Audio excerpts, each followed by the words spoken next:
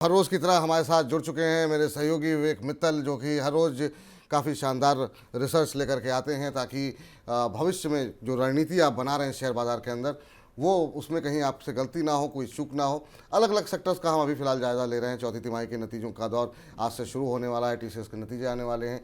तो आईटी कंपनियों पे तो खास तौर से हमारी नज़रें रहेंगी ही रहेंगी, लेकिन हमने देखा है पिछले कुछ दिनों के अंदर मेटल शेयरों में जो है वापस चमक लौटती हुई दिखाई देती हुई दिखाई दे रही है। खासतौर से हिंदुस्तान कॉपर में हमने देखा काफ़ी शानदार मूव देखने को मिला, टाटा स्टील में अच्छा मूव देखने को मिला।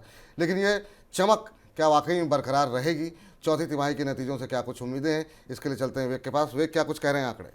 शुक्रिया विपुल जी। अगर हम देखें तो मेटल की चमक जिस तरह से लौटी है, खासतौर से चीन के जो पीएमआई डेटा देखने के लिए मिले थे अप्रैल 1 को, उसके बाद से ही शानदार तेजी देखने के लिए मिली। लेकिन Q4 के नतीजों पर अगर कोई बैट लगा रहा है तो थोड़ी सी निराशा भी लग सकती है, खासतौर से स्टील कंपनियों पर।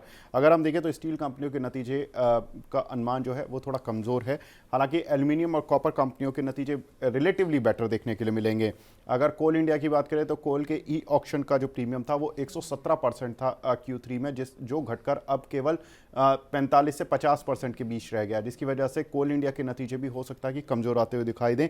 वहीं कंपनियों की वॉल्यूम में तो ग्रोथ देखने के लिए मिलेगी, यानी डिमांड साइड तो ठीक है, लेकिन प्राइस गिरने की वजह से रियलाइजेशन कमज़ोर होते हुए दिखाई देंगे। अब बात करते हैं सारी ही दिग्गज कंपनीज़ की। अगर हम देखें तो सबसे पहले स्टील अथॉरिटी, जहां पर की नतीजे काफ़ी ख़राब देखने के लिए मिलेंगे। 86% की डी ग्रोथ प्रॉफिट में देखने के लिए मिलेगी। वहीं 52% की growth Q on Q basis पर भी मुनाफे में गिरते हुए दिखाई देगी। साथ ही अगर देखें टाटा स्टील में 39% की डी ग्रोथ प्रॉफिट में देखने के लिए मिलेगी, 3% की सेल्स में, लेकिन क्यू ऑन क्यू बेसिस पर थोड़ा सा रिलीफ मिल सकता है टाटा स्टील को। अगर जेएसडब्ल्यू स्टील के देखें तो वहाँ भी नतीजे खराबी देखने के लिए मिलेंगे। सेल्स में करीब 5%, मुनाफे में करीब 58% और क्यू ऑन क्यू बेसिस पर करीब 33% की गिरावट मुनाफे में देखने के लिए मिलेगी। जेएसपीएल चूंकि लो बेस था इसलिए वाई बेसिस पर ग्रोथ दिखेगी, लेकिन क्यू ऑन क्यू बेसिस पर कंपनी के नतीजे मुनाफे के फ्रंट पर 40% की डी ग्रोथ दिखाई देगी। अब बात करते हैं नॉन फेरस मेटल की, यानी कि एल्यूमिनियम कॉपर जैसी कंपनियों पर। नाल्को के रिजल्ट ठीक रहेंगे रिलेटिवली, 1% की ग्रोथ सेल्स में, 9% की ग्रोथ वाई बेसिस पर। साथ ही हिंडाल्को के नतीजे भी ठीक देखने के लिए मिल सकते हैं, 27% की ग्रोथ। वेदांता के रिजल्ट जरूर मिक्स रहेंगे, करीब नेगेटिव ग्रोथ देखने के लिए मिलेगी, 10% की सेल्स में, 39% की प्रॉफिट्स में। एनएमडीसी के नतीजे ठीक रहेंगे क्योंकि इस क्वार्टर में एटलीस्ट आयरन ओर का जो रियलाइजेशन था वो ठीक देखने के लिए मिला। साथ ही कोल इंडिया के नतीजों में करीब 24% की डी ग्रोथ देखने के लिए मिलेगी ऑन क्यू बेसिस। हालांकि वाई बेसिस पर बेस छोटा होने की वजह से 23% की ग्रोथ भी देखने के लिए मिलेगी, लेकिन सेल्स में गिरावट देखने के लिए मिलेगी। अब बात करते हैं ब्रोकरेज हाउसेस का नज़रिया क्या है। अगर देखें तो प्रभुदास लीलाधर की रिपोर्ट है जिसमें उन्होंने कहा है कि सेल को अपने पोर्टफोलियो से घटाएं। यहाँ पर जो लक्ष्य रखा गया है वो 138 रुपये का रखा गया है। वहीं नाल्को भी रिड्यूस करने की सलाह उनकी तरफ से दी गई है, जिसमें कि लक्ष्य उन्होंने 141 रुपये का दिया हुआ है। वहीं मोतीलाल ओसवाल की राय देखें तो टाटा स्टील पर न्यूट्रल राय है उनकी, लक्ष्य 150 रुपये का रहेगा।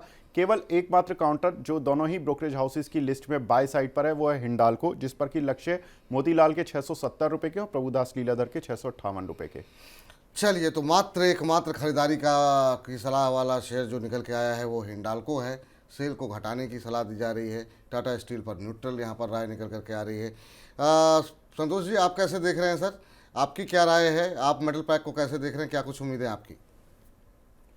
देखिए, मेटल पैक में जैसा कि विवेक ठीक बता रहे थे कि रियलाइजेशन हो सकता है कि जो फेरस मेटल है उसमें कम हो, क्योंकि लास्ट क्वार्टर में जो है दाम काफ़ी कम थे।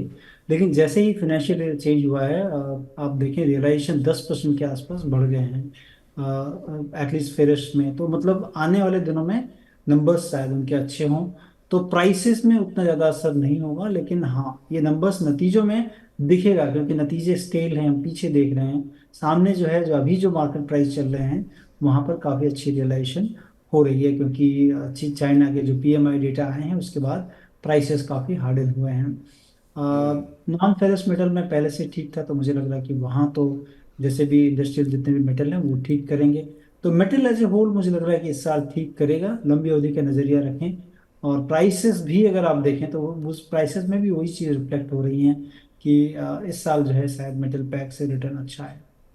चलिए, तो चौथी तिमाही के नतीजे जरूर निराश कर सकते हैं, लेकिन भविष्य की उम्मीदें हो सकता है शेयर को थोड़ा सहारा देते हुए दिखाई दें।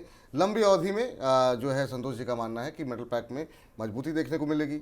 बाकी जो है मोतीलाल ओसवाल और पीएल रिसर्च का क्या क्या कुछ मानना था, प्रभुदास लियादत का, वो हमने आपको दिखा दिया। तो मेटल पैक पे अपने वित्तीय सलाहकार की मदद से आप अपनी रणनीति बना सकते हैं। बहुत बहुत शुक्रिया विवेक इस तमाम जानकारी के लिए और पूरे मेटल पैक की चमक को लेकर के बताने के लिए कि भविष्य में क्या भविष्य इसका दिखाई दे रहा है। बहुत बहुत धन्यवाद।